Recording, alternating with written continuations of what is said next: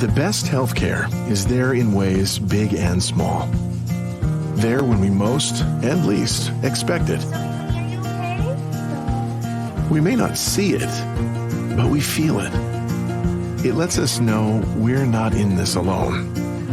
Everyone deserves a healthcare partner who never quits. One who's there for what matters. United Healthcare.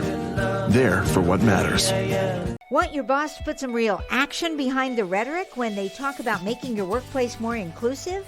Find out how to hold their feet to the fire and demand diversity on the Diversity Dude podcast.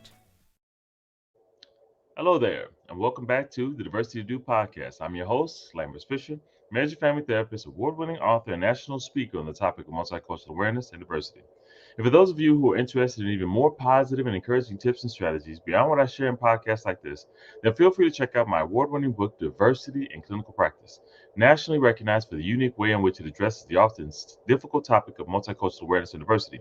Designed for more than just therapists, if you're a helping professional in any way, Diversity in Clinical Practice can help you meet the greatest variety of cultural needs possible for those whom you serve, and it's available in paper and audiobook versions for your convenience.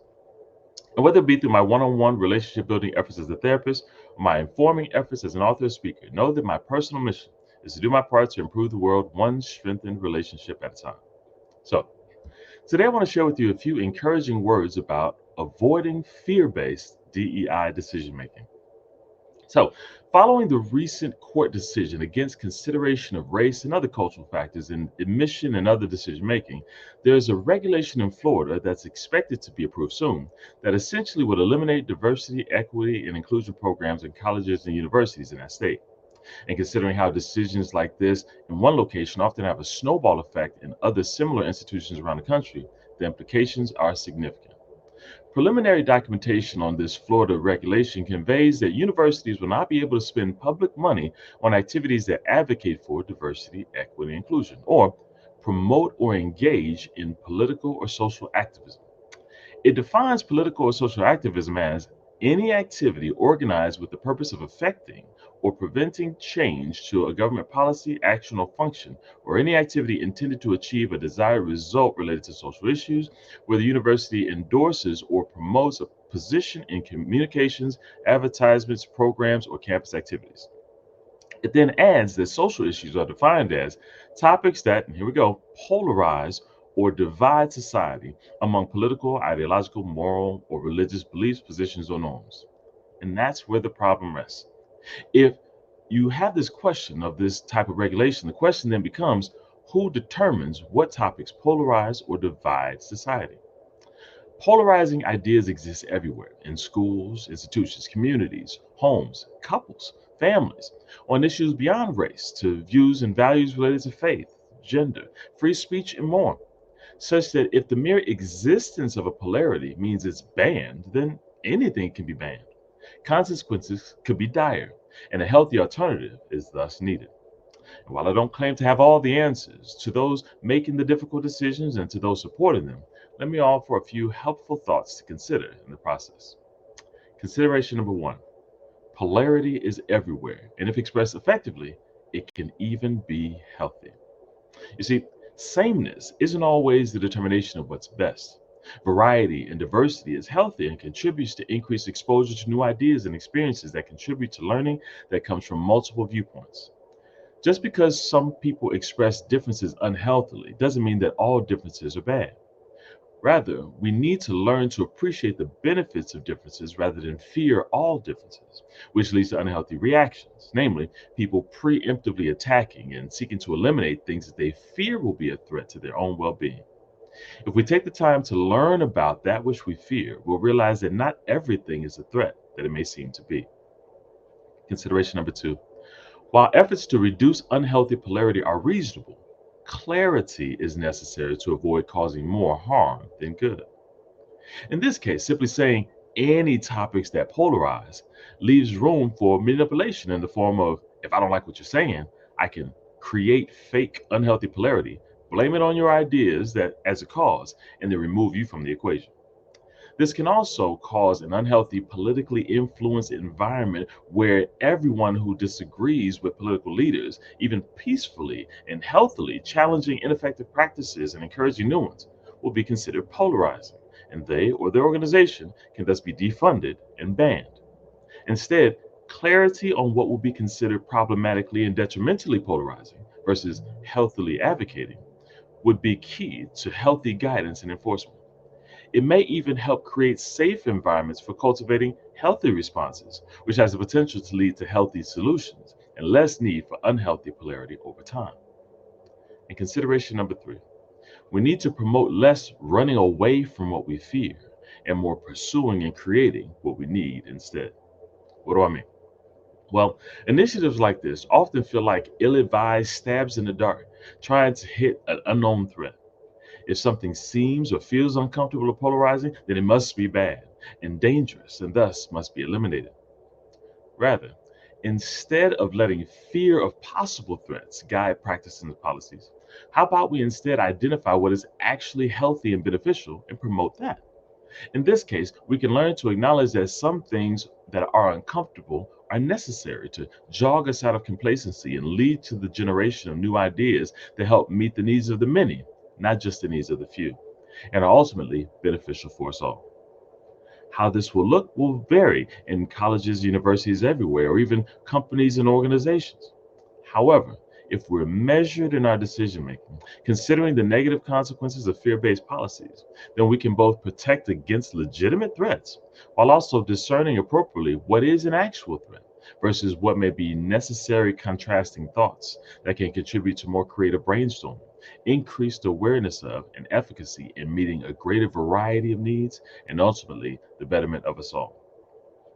My hope for you is that you would find a way to support healthy decision making rather than fear based reactionary decision making that has the potential to do more harm than good, extinguish creativity, self expression, and the meeting of a greater variety of needs.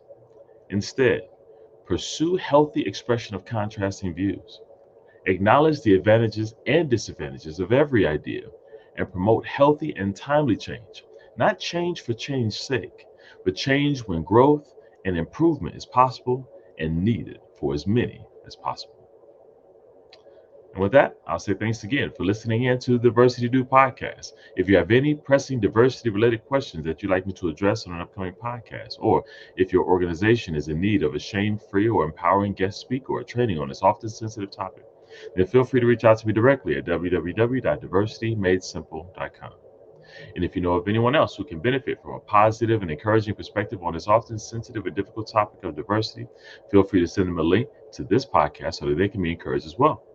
Or share with them my award-winning book, Diversity in Clinical Practice, available at Amazon.com. And as usual, I look forward to addressing as many topics as possible in future podcasts to help you improve as many relationships as possible at work, at home, and in your community. And as always, remember this. You don't need to know everything about everyone in order to have a positive impact on someone. Thank you all for tuning in, and have a great day. Tune in each week and find out how to demand and implement diversity at your job. To hear more, check out previous Diversity Dude shows on ShalettaMakesMeLaugh.com. Ridership on Metro Transit is up. The number of folks taking buses, light rail, commuter trains has jumped by 21% over last year. This means more reliable, extended service and more connection for all of us riders. Have you noticed the expanded service on some key routes? Trips have been added to the Metro Orange line, and the frequency has improved to every 15 minutes. And the Metro A line operates every 10 minutes between noon and 6 p.m. on weekdays. Not only that, the bus route that operates in the core routes 2, 10, and 18 all have weekday service increased to every 10 minutes between noon and 6 p.m. All across the system, you're seeing service that is available earlier and later, and more service available on weekends. So come along for the ride on your Metro Transit. If you or someone you love is at higher risk and tests positive for COVID-19, there are some antiviral medications that can really help. These are prescribed pills that you take by mouth. These antiviral medications can benefit people who are older or have chronic underlying health conditions. Starting these medications as soon as you are diagnosed can help prevent your case of COVID-19 from becoming severe. You're less likely to be hospitalized or even die from COVID-19 when you're on the antiviral medication. So consult with your trusted healthcare provider right away if you test positive to see if these antiviral medications are right for you. And remember, it's better to prevent COVID-19 than to treat it once it hits. That's why it's recommended that all Minnesotans over 6 months of age get the updated COVID-19 vaccine. It's not just another day in your life. Things are changing for the better. At Comcast, we see those changes, and we're thinking about how we use technology today to live, work, learn, and play. And we're building for the future now, so we're better prepared for the wants and needs of tomorrow. That's why Comcast is rolling out multi-gig internet speeds to more than 50 million homes and businesses before the end of 2025, making our already industry-leading network even faster, smarter, greener, and more reliable. Over the decades, Comcast has been your partner, working hard to serve your community, and will continue to be your partner. We're expanding our gigabits so you can enjoy the tiny bits that matter most. When I looked across that stage at my high school graduation, I was excited, but confused about my next step. Then I walked through the doors at Doherty Family College. Doherty Family College is part of the University of St. Thomas. It's a 2-year college that lets you earn an associate's degree and puts you on a path to your bachelor's degree. Classes are small, so I have a personal relationship with professors committed to my success. Like the name says, they treat us like family. They call us scholars because they believe we could do anything we put our minds to. They set us up for excellence with free tutoring, and that's not the only thing that's free. Laptops, books, even breakfast and lunch, and bus fare. That's part of the package here at Doherty Family College. It's even free to apply. So do like I did. Go to dfc.stthomas.edu and set up a tour. We'd be excited to welcome you to our family here at Doherty Family College. You know Shaletta makes you laugh, but did you know Shaletta Brundage can also make you think and boost your business? Media personality, activist, and comedian Shaletta Brundage founded Shaletta Makes Me Laugh to celebrate and share the best of Black culture. It's a podcasting platform. You can download 10 weekly podcasts hosted by African-American subject experts at ShalettaMakesMeLaugh.com or wherever you find your favorite podcasts. ShalettaMakesMeLaugh.com is also a production house, creating broadcast-quality commercial content. And Shaletta and her team of storytellers create powerful promotional campaigns to get businesses the brand awareness they're looking for. Some of Minnesota's top businesses trust Shaletta, and you can too. Get out the word about your events and products and get in front of communities of color with ShalettaMakesMeLaugh.com. She's got the power to help your business.